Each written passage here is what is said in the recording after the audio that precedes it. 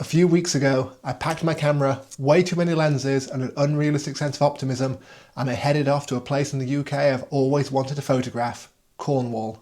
This is a photography trip that takes in St Michael's Mount, Lizard Point and St Ives.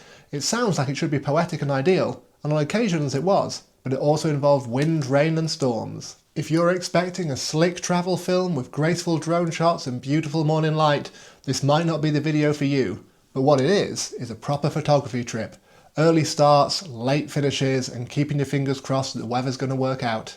So in this video, you'll see how I approach taking photos of places like St Michael's Mount that's been photographed 1,000 times before, but I want to make it my own. You'll also see why Lizard Point is both beautiful and terrifying all at the same time. If you're into landscape photography, coastal light, or just watching a photographer trying to make the best of stormy winter weather, this is the video for you. So without further ado, I've got my camera, I've got you guys, let's go to Cornwall.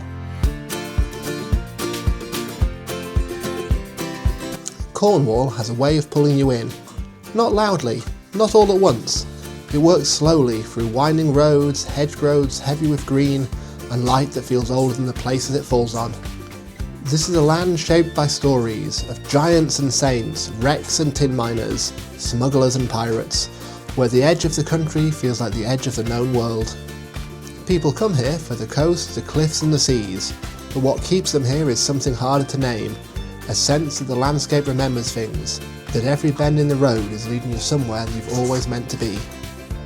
For a photographer, Cornwall isn't just scenery, it's mood, it's texture, it's myths written in light, and as the road opens up ahead, the story really begins. It didn't take long for Cornwall to let me in on its first little secret. Driving along to Dartmoor, I spied this amazing little humpback bridge. I just had to pull the car over, get out and check it out. The scene was stunning. Getting the photo, that was going to be the hard bit. But hey, if you can't wade out into the middle of a flooding river, what can you do? It was definitely one of those hold your breath and hope that fate's on your side kind of moments. I was terrified that I might get to watch my camera float off downstream and defeat the object of the whole trip. Luckily, the shot came out really well. For my first photo in Cornwall, I love this. I think you'll agree it was worth it. The movement in the water from the long exposure is perfect, and the colours of the green moss is absolutely everything. This is one of those photos that really sums up the feel of the place, and I absolutely adore it. I'd been excited about this trip from the very moment I booked it. One of those get it in the calendar, start checking the weather kind of trips. And sure, Storm Goretti had absolutely hammered Cornwall just the day before, but that wasn't going to put me off. If anything, it felt like part of the story, dramatic skies, restless seas, and a landscape that looks even better when it's been tested. Cornwall doesn't lose its magic in bad weather, sometimes that's when it shows its best.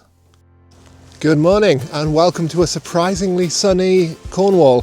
Storm Greta has just passed through and today I'm completing the St Michael's Way pilgrimage trail from the very north of Cornwall all the way across right down to St Michael's Mount on the south. As always guys, I've got my camera with me. We're going to see if we can find some amazing photos along the route. I don't know what to expect. I've got my camera with me, I've got my drone with me. Hopefully we'll get some great seascapes and some great cliff top action. St Michael's Way is an ancient pilgrimage route that cuts right across Cornwall, running from St Ives Bay to St Michael's Mount. It's just over 12 miles long, but it carries centuries of footsteps, beliefs and stories. Pilgrims once walked this path to reach the sea again on their way to Mont Saint-Michel in France. Even now it feels purposeful, quiet and grounded.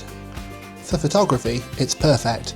It promises open skies, changing textures, small details between bigger moments.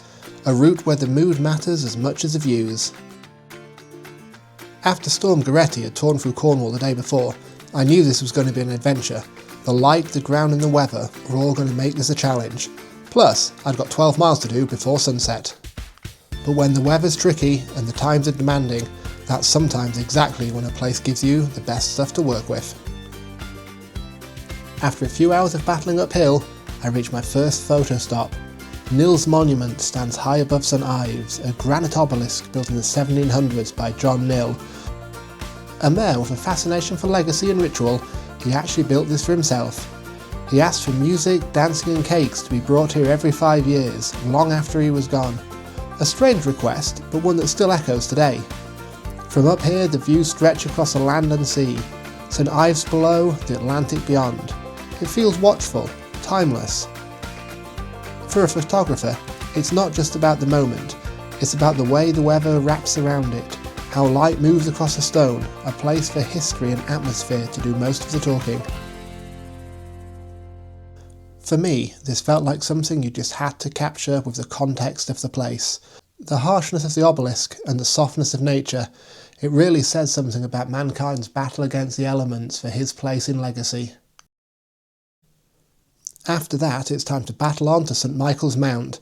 I'm really racing against the clock here now to get there for sunset. One of the things I didn't factor into this route when I planned it was how much damage a storm was going to cause. Every few miles I had to dodge into trees or find a diversion, but just before sunset, with St Michael's Mount in sight, finally it was time to get down to the real photography of the day. What first caught my eye was this mirror-like shine on the sand from the tide.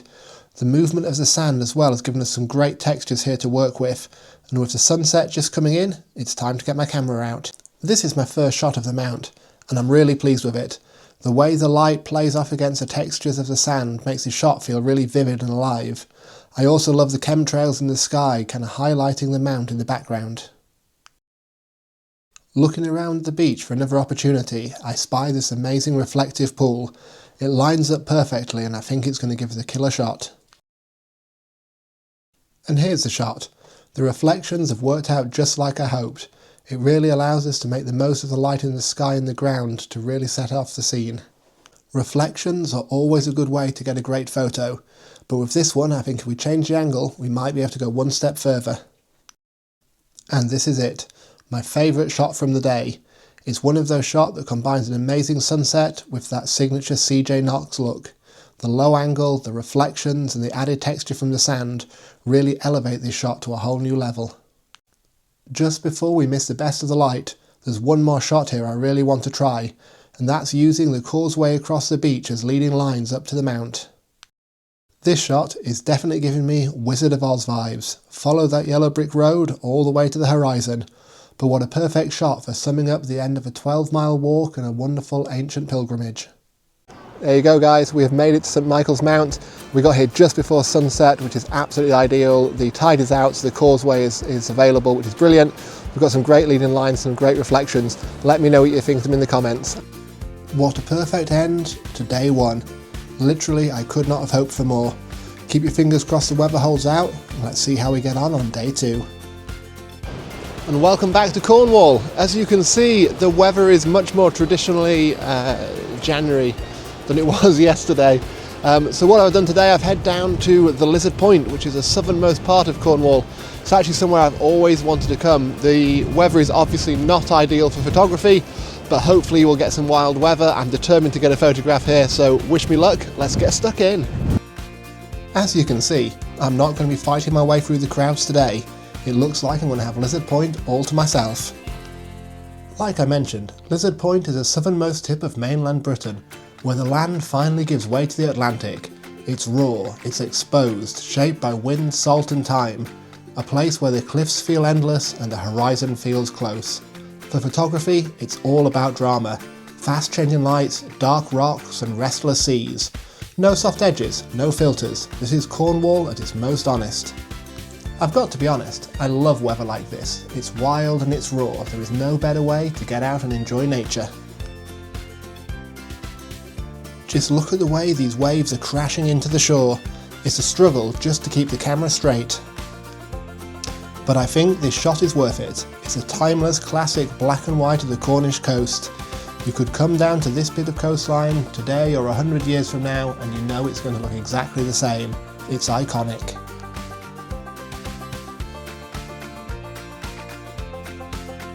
I've managed to find a little bit of shade behind the old lifeboat station, and this is giving me a chance to capture nature at its rawest, the power of the ocean. I could look at this photo all day. The textures and the colours really speak to me, and I just love the force of nature coming in over these rocks. And just when I thought I'd seen it all, it turned out I was wrong about what I said earlier.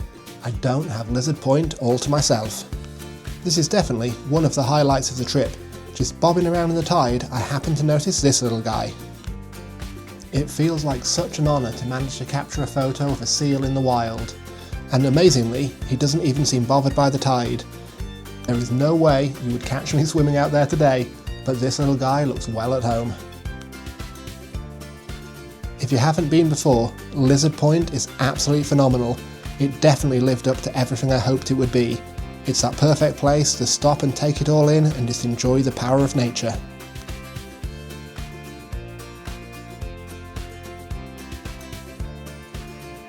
After that, just to prove that timing is everything, the rain set in and it stopped play for the day. But that's no bad thing. Tomorrow's an early start and I'm hoping for something special. Keep your fingers crossed for me. Good morning. It is just before sunrise here in Cornwall. I'm up at St Nicholas's Chapel, which overlooks St Ives. Hopefully we'll get a bit for sunrise. It is really cloudy today, so it might not be the one. But sometimes it's just about getting up there and giving it a go. So hey, wish me luck. And while we're waiting, I was asked recently how I plan my sunrise shots. And honestly, most of the magic happens before I even pick up the camera. One of the tools that I rely on is an app called PhotoPills. It lets you plan a location in advance and see exactly where the sun is going to rise. The cleverest bit is this, it's the augmented reality. I can stand on a location, hold up my phone and literally watch a sun's path appear in the sky before it happens. Thanks to that, it means I know exactly where the light's going to hit and what's going to be in the shadow, and whether it's worth getting out of bed in an unholy hour. It doesn't replace instinct, but it gives you confidence, and when the light finally arrives, you're ready for it. Let me point out, this isn't a plug. I'm not sponsored, I just think this app is worth its weight in gold. Sadly, all the technology in the world won't save you from clouds, and the sun just didn't arrive this morning. But before I left, I did manage to get this cracking shot of a lone walker on the beach at sunrise. There's just something about this shot, the sense of solitude and the lone figure walking along the beach. It sort of speaks of man in harmony with nature. This is one of those shots you don't plan, but I'm really proud of it nonetheless.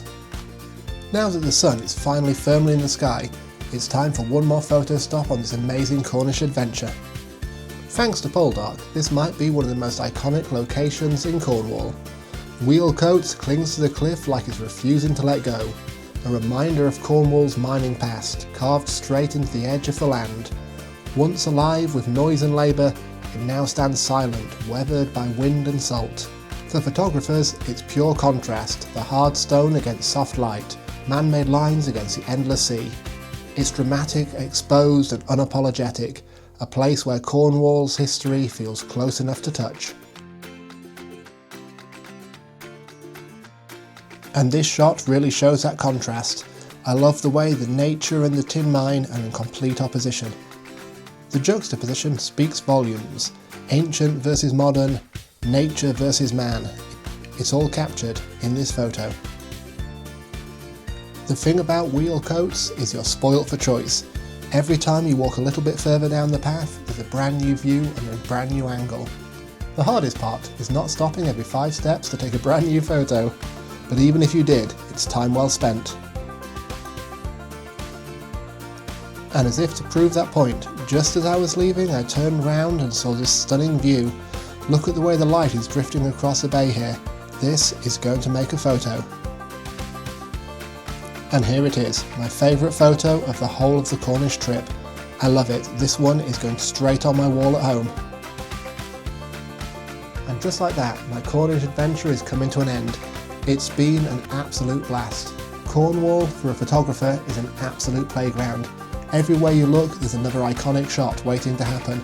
Genuinely, you could be down here for years with your camera in your hand every day and never run out of ideas. This place is pure magic. Cornwall, it's been a blast. I will definitely be back. And for everyone watching, until next time, keep taking those photos and I'll see you again.